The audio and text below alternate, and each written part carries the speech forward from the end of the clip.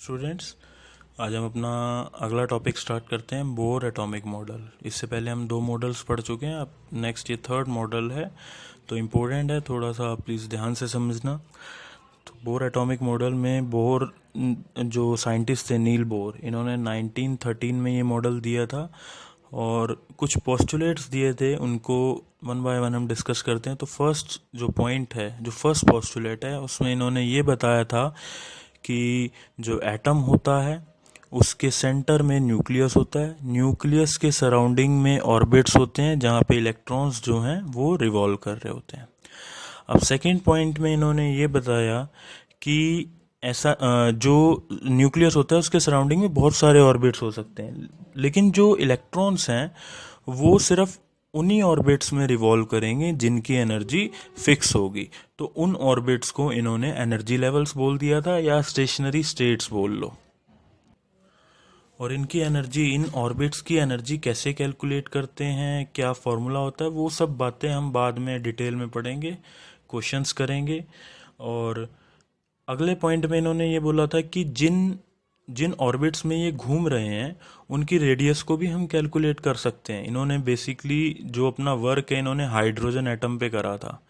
तो इन्होंने बताया था कि हाइड्रोजन में आपको पता है एक ही इलेक्ट्रॉन होता है, तो वो जो एक इलेक्ट्रॉन रिवॉल्व कर रहा होता है जिस ऑर्बिट में, उसकी जो रेडियस होती है वो 212 पिकोमीटर होती है।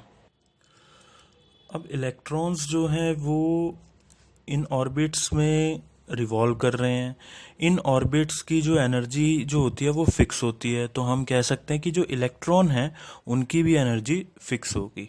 और इसी फिक्स एनर्जी को हम बोलते हैं क्वांटाइज्ड, मतलब एनर्जी कैसी है, क्वांटाइज्ड है। अब नेक्स्ट पॉइंट में अगर हम बात करें तो नेक्स्ट पॉइंट है कि जैसे एनर्जी क्वांटाइज्ड है वैसे ही एंगुलर मोमेंटम होता है MVR। एंगुलर मोमेंटम क्या होता है, MVR, वो भी क्वांटाइज्ड होता है। और वो क्या होता है, इंटीग्रल मल्टीपल होता है h/2π के। तो MVR is equal to NH/2π। n की वैल्यू 1, 2, 3, 4 एंड सो ऑन, कुछ भी हो सकती है, होल नंबर होना चाहिए। तो एंगुलर मोमेंटम क्वांटाइज है, एनर्जी क्वांटाइज है, यानी कि अगर इलेक्ट्रॉन किसी ऑर्बिट में रिवॉल्व कर रहा है तो ना तो उसकी एनर्जी में कोई भी चेंज नहीं होगा, उसकी एनर्जी सेम रहेगी।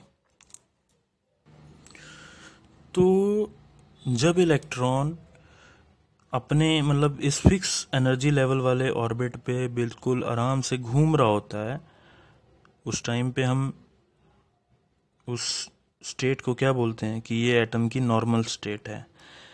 लेकिन जैसे ही इलेक्ट्रॉन एनर्जी एब्जॉर्ब करेगा तो वो जंप करेगा नीचे वाले ऑर्बिट से ऊपर वाले ऑर्बिट पे, यानी कि लोअर एनर्जी लेवल वाले ऑर्बिट से हायर एनर्जी पे चला जाएगा एनर्जी एब्जॉर्ब करके। इसको बोलेंगे एब्जॉर्प्शन ऑफ एनर्जी।